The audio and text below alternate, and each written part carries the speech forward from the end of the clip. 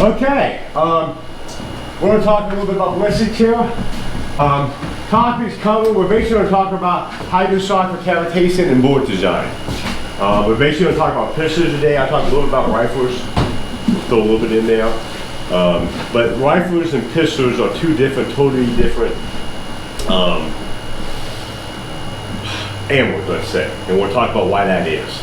And it's basically because of that right there. Okay, it's very hard to pistols to reach that. And we'll talk and explain that why, what all that means, and why rifles are so much more deadlier, or long guns are so much more deadlier than pistols. Hydrosoc cavitation.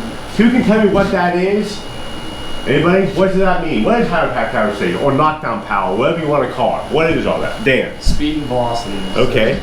So the faster it goes, even if it's through and through, that energy has to dissipate somewhere. So if you get hit, like and you see something in slow motion, somebody getting punched, and you see their skin shake, that is a hydroshock. When the energy goes into something, it has to deflect energy somewhere. Yeah, and why? Why does that happen? Why do we have hydroshock? Can anyone tell me why? What makes the body, like, it's like jumping off of a high building into water. Why is it if you jump off a high building and get going fast enough, it's like hitting concrete instead of water, like jumping. If you're jumping 10 feet and you're jumping, let's say, 1,000 feet, what's the main difference there? Speed. Speed. That's the same thing for bullet design, long gun, pistols. That's the problem why pistols can't read. Very few rounds reach hydrosoc. The 5.7 by 28, like Harry likes to carry over there, does. There's some Wildcat rounds for 9mm that does, and we'll talk about here in a second.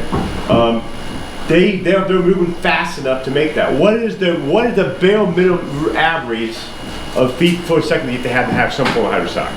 2,000. 2,000. What do you like to see? 23. Well, you like to see be above 26. You like to be in the threes if you can, but if you can get 2,000 the bare minimum, if you can get above 26, you're doing pretty decent. You know So what I mean? most rifles are 2,000 plus. Yes. The AK is what, 2,200? 23 round. Yeah, it's at the bare bottom of it. That way, it's 23 over a 16-inch barrel, 16-inch or over. Yeah, yeah. So well, a 5.56 is going 3,100, 3,200. But there's also a difference in bore size. We'll get into that. Yeah, we'll get into a different of this. Yeah. There's really no magic of bore matter which way you take most it. rifles are 2,000 plus. Most handguns are sub 2,000. Most rifles are 1,200 or less, or 1,000. Yeah, 45, 800, 1,000 average, unless you get into P plus P's, that kind of stuff. We'll talk about that too.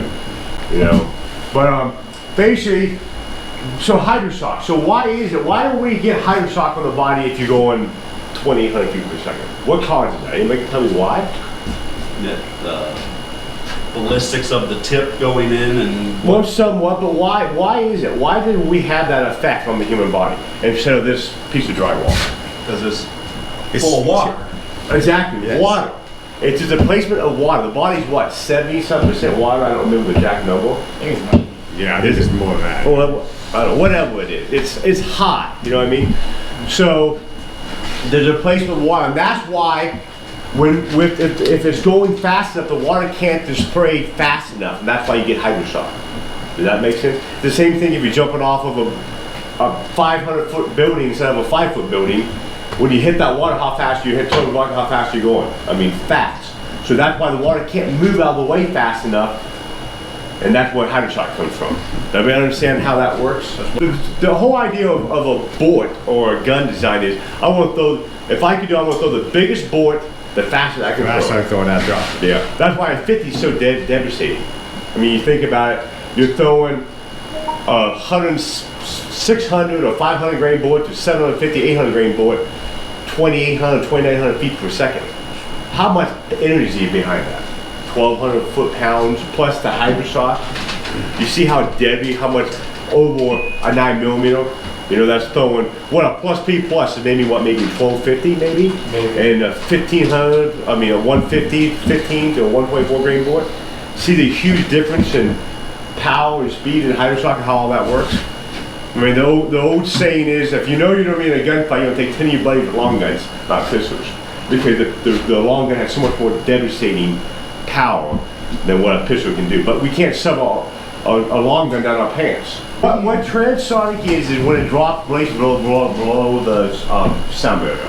Sound barrier changes anywhere from 1,200 to upper 12. Because tensor conditions make a difference. Aperture condition makes a difference on transonic. Typically, the rule of thumb, if you're above 1200 feet per second, you're above transonic. If you fall below 1200 feet per second, you're subsonic, or go to that transonic. Usually between 12 and 1300, mid upper 1300, 1200 is the transonic range, what they're talking about. So you go from supersonic to transonic to subsonic. And that all changes. That all changes with tensible and conditions. But this, remember, if you just remember above 1300, supersonic, transonic is roughly between 12 and 13, anything above 12 is sub. Okay. If you can remember all that.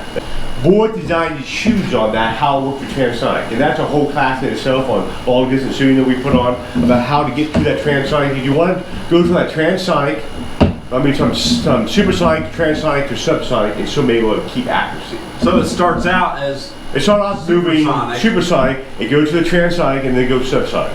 Does that make sense? Yeah. So that's kind of answer your question. Yeah, because when I was looking up, I run with an AK. Yeah. And what I was reading was like the reason why AK really only maxes like max effective around 500, 550 yards. Actually, it's less than that, but it's yeah. because of the transonic. Yeah, But yeah. I couldn't really Well, understand. It's really about 450. Yeah, About and, 450. and, About 450. and it's not so much that you lose the stabilization of the board. You know, where the board starts to yin and yang, where it starts trying to stabilize, it loses stability. It's like a top, remember a top spin, like a top wheel, keep with that. It's more of this, is why the AK loses defective 400-ish yard. Let's just make it that for fake. It depends on waste of board and everything else. Again, another thing is the course of the board, how much arch you put on the board to come down, and as the board's coming down, it goes through that transonic area. Well, when it hits that, the board's come down like that, it can cock the board. So that's why the board can do weird things and keyhole and all that kind of stuff. And barrel twist affects that too, how fast you spin it. Because you can spin a board too fast and spin the jacket off the board. If you have too light a board, too heavy a twist. So if you're like a 223, 224 Valkyrie spins itself yeah, out all the time. yeah, and you got like a 1 to 6 twist, and you're throwing a 40 grain board. About 100 and some yards out there, you don't hear a pop, and the board, the jacking's coming off the lead. It's moving, it's spinning so fast. Okay. Well, okay, now so we understand what we're trying to do with hydroshock and why hydroshock incorporated and why it's hard to do that with pistols, you know, because we can't really reach that 2,000, 2,600 feet per second. And we all know there's a difference between, you know, defense round, duty round, range round, penetrator, fragment rounds, and wildcats, or stuff that's supposed to do hocus pocus things, like the rip round. You know what I mean? Pros and cons about all that stuff. So we'll kind of break it down. I'm going to show you some different bullet designs and what all this means. You know what I mean? Foresaw, everybody know what, when you look at a pistol and it says plus P, plus P, plus, what does all that mean? Can somebody tell me what that is? Pressure, powder. Yeah, it's pressure. It's Sammy's specs on how much pressure the gun's putting out. Most modern day pistols are plus P rated. There's some out there, some oddball brands, small manufacturers you might have to read about, but if you buy a good quality pistol, you shouldn't have to worry about that too much. But all that is pressure. How much pressure they're getting out of the gun when it's shooting, when it's lobbing that board. Because basically they're putting more powder behind it, or they're crimping the tighter onto the board to try to hold it tighter for create more pressure. That makes sense to everybody. So if you see a plus P or plus P plus, that's just more pressure. More basically it's a move faster. Everybody understand that? Before we don't, everybody moves on. Okay, so like perfect example, like duty round. Like the perfect example I tell everybody, critical defense and critical duty. Who can tell me the difference? What's the main difference? If you go to the store, Vance is over there, you pull up a critical duty, you put a critical defense, what's the difference? What should you be using? Why is that? One's a defensive round and one's A duty round. But why? How they salmon on that? Penetration difference? Some, a little bit different. It's a different board design, but why? What's the main difference? Flesh and one made for like armor piercing. No, not. I mean, that's big picture, but the main difference is in the, like we're talking about 9mm here, is what barrel or design it can made designed to come out of. How long of a barrel? So if you're running a sub gun, like a 3-inch barrel, you want to use critical defense because it's designed to come out of a barrel that's less than 4 inches. Well, duty designed for a duty gun that's usually a barrel longer than 4 inches. The force rod I'm gonna shoot is this a plus P jacketed bonded hollow point, and we'll shoot right there at the top, one of the dots up there from this thing, and we'll just see what it does. At the house siding. Yeah, the siding, the plywood, the drywall, and a piece of 1/2 inch on the inside. We'll see what it does. Going hot.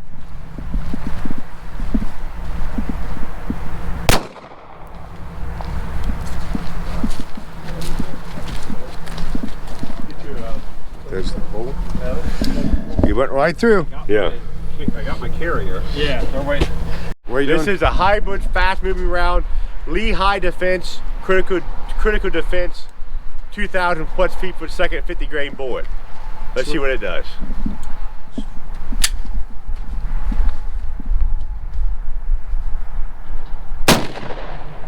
They're loud.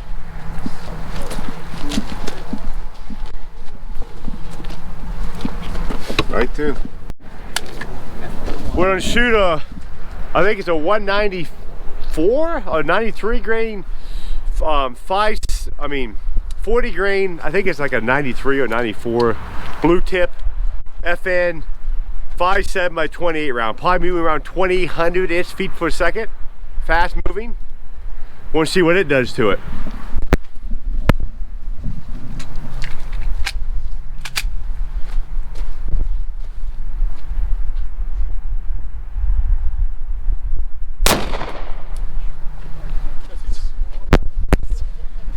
You want small hole? Yeah. Much small hole. Yeah, it went through. Went right through. Okay, I'm gonna shoot a 380. Some form of a hollow point round. Some sort of self-defense. Some kind of self-defense round. We're not 100% sure what it is, but we're gonna shoot that and see what it does. The same way. I have kids.